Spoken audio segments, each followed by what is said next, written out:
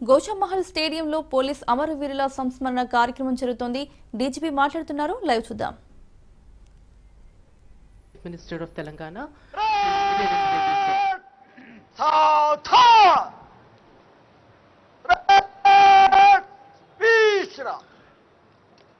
గౌరవ ముఖ్యమంత్రి వర్యుల సందేశం.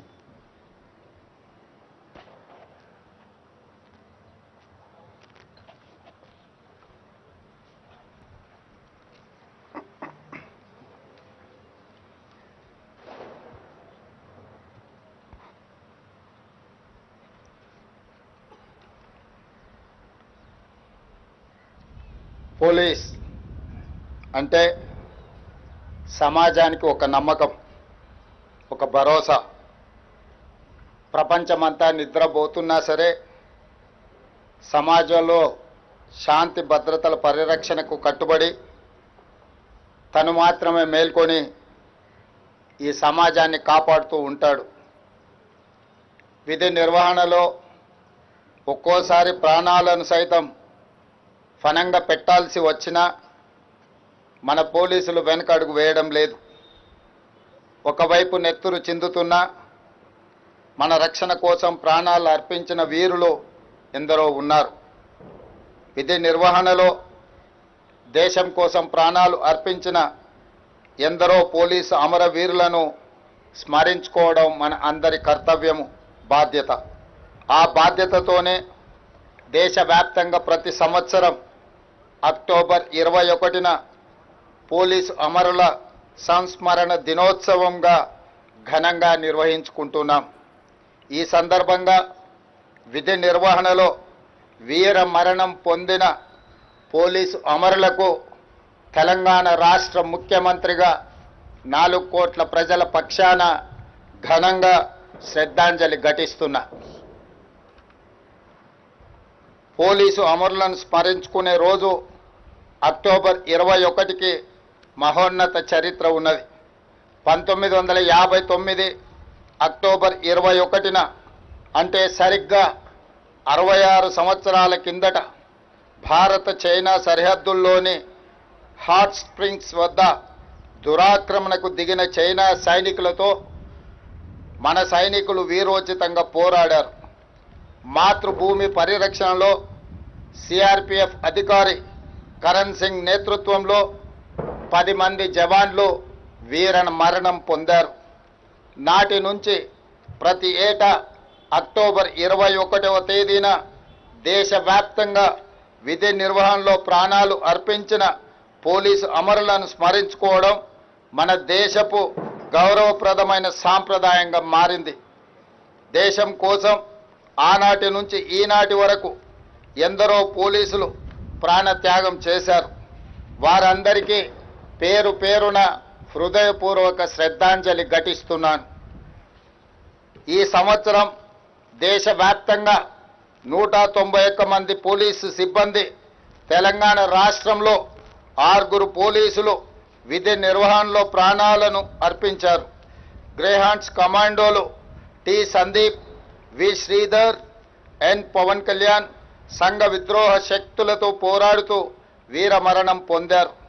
Assistant commandant Banothu Jawahar Lal, Nalgonda constable B Saidulu విధి నిర్వహణలో వీర మరణం పొందారు.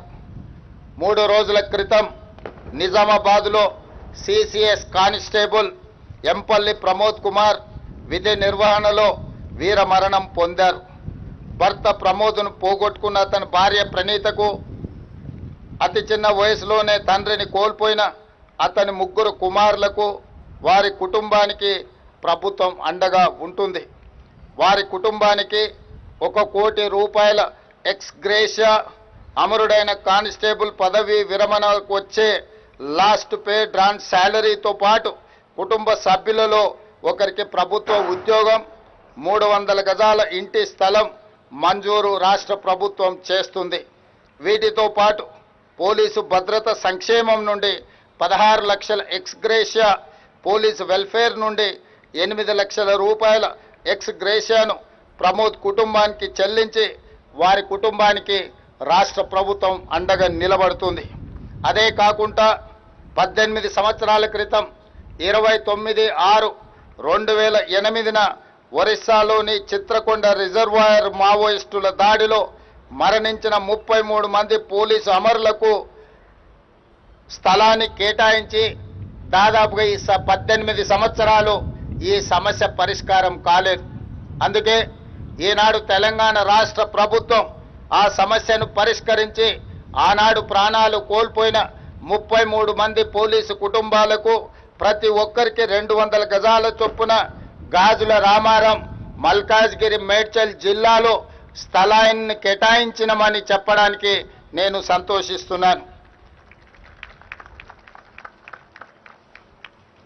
తెలంగాణ పోలీస్ శాఖ అవలంబిస్తున్న విధానాలు, నూతన సాంకేతిక పరిజ్ఞానంతో రాష్ట్ర పోలీసు శాఖ దేశంలోనే అగ్రస్థానంలో నిలబడడం మా ప్రభుత్వానికి గర్వకారణం. ఇండియా జస్టిస్ రిపోర్ట్ 2025 ప్రకారం దేశంలోనే తెలంగాణ పోలీస్ శాఖకు ప్రథమ స్థానం లభించింది. అదేవిధంగా పాస్పోర్ట్ వెరిఫికేషన్ విధానంలోనూ విదేశాంగ శాఖ నుంచి ప్రత్యేక అభినందనలు పొందింది. ఈ విజయాలు తెలంగాణ పోలీస్ సిబ్బంది నిరంతర కృషి, అంకిత భావానికి నిదర్శనం. అలాగే ప్రజల భద్రత, శాంతిని కాపాడుతూ తెలంగాణ పోలీస్ శాఖ దేశంలోనే అగ్రస్థానంలో కొనసాగాలని నేను ప్రగాఢంగా కోరుకుంటున్నాను. తీవ్రవాదం, ఉగ్రవాదం, సంఘ విద్రోహ కార్యకలాపాలు, మతతత్వ ఆందోళనలు, వైట్ కాలర్ నేరాలు, మాదక ద్రవ్యాలు, సైబర్ నేరాలు, కల్తీ ఆహారాలు, గుట్కాలు, మట్కాలు, ఇతర అసాంఘిక కార్యకలాపాలు రాష్ట్రంలో పెరగనివ్వకుండా అహర్నిశలు శ్రమిస్తూ తెలంగాణ పోలీసులు దేశానికే ఆదర్శంగా నిలిచారు. నేరం చేసి తప్పించుకోలేమన్న పరిస్థితిని సృష్టించడం ద్వారా ప్రజల విశ్వాసాన్ని పెంచిన తెలంగాణ పోలీస్ శాఖకు నా హృదయపూర్వకంగా అభినందనలు తెలియజేస్తున్నాను. తెలంగాణ డ్రగ్స్ మహమ్మారిని పూర్తిగా నిర్మూలించే లక్ష్యంలో ప్రత్యేకంగా ఏర్పాటు చేసిన ఈగల్ ఫోర్స్ సమర్థవంతంగా తన బాధ్యతలు నిర్వహిస్తుంది.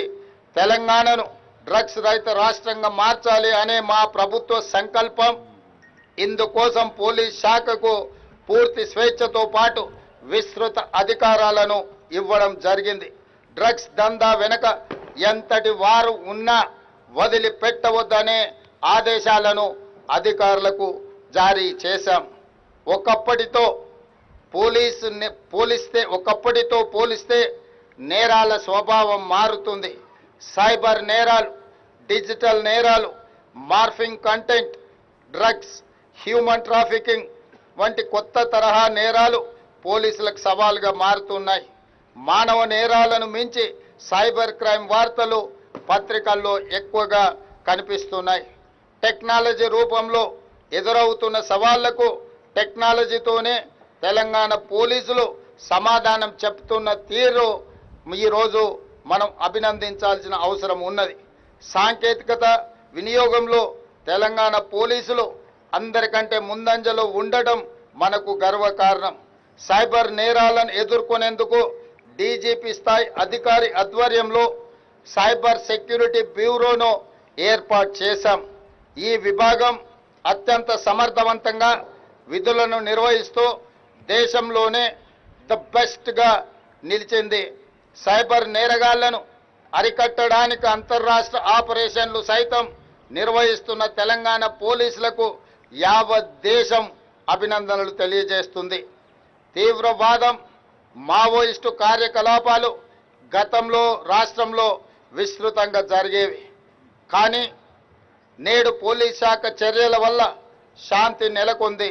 మావోయిస్టు ఉద్యమంలో ఉన్న అజ్ఞాత నాయకులను జనజీవన స్రవంతిలో కలవాలని నేను వారికి ప్రత్యేకంగా విజ్ఞప్తి చేస్తున్నాను. ఇటీవల కొందరు మావోయిస్టు కీలక నాయకులు లొంగిపోయిన విషయం మీ అందరికీ తెలిసిందే. అజ్ఞాతంలో ఉన్న మిగిలిన మావోయిస్టులు కూడా జనజీవన స్రవంతిలో కలిసిపోయి దేశాభివృద్ధిలో భాగస్వాములై తెలంగాణ రాష్ట్ర పునర్నిర్మాణంలో వారి యొక్క వంతు కర్తవ్యాన్ని నిర్వహించాల్సిందిగా మావోయిస్టులకు ఈ వేదిక మీద నుంచి విజ్ఞప్తి చేస్తున్నా. రాష్ట్రంలో శాంతి భద్రతలు నెలకొన్నప్పుడే, పెట్టుబడులకు రక్షణ కల్పించినప్పుడే రాష్ట్రం యొక్క ఆర్థిక వ్యవస్థ బలపడుతుంది.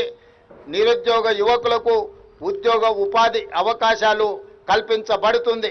కాబట్టి ప్రజల యొక్క సమస్యల్ని పరిష్కరించడానికి మీ ఆలోచనలు ఏమైతే ఉన్నాయో ప్రజాస్వామిక విధానంలో ప్రభుత్వాలకు సహకరించి ఆ కార్యక్రమాలను ముందుకు తీసుకెళ్లడానికి జనజీవన స్రవంతిలో కలవాల్సిందిగా మావోయిస్టులకి వేదిక మీద నుంచి విజ్ఞప్తి చేస్తున్నాను.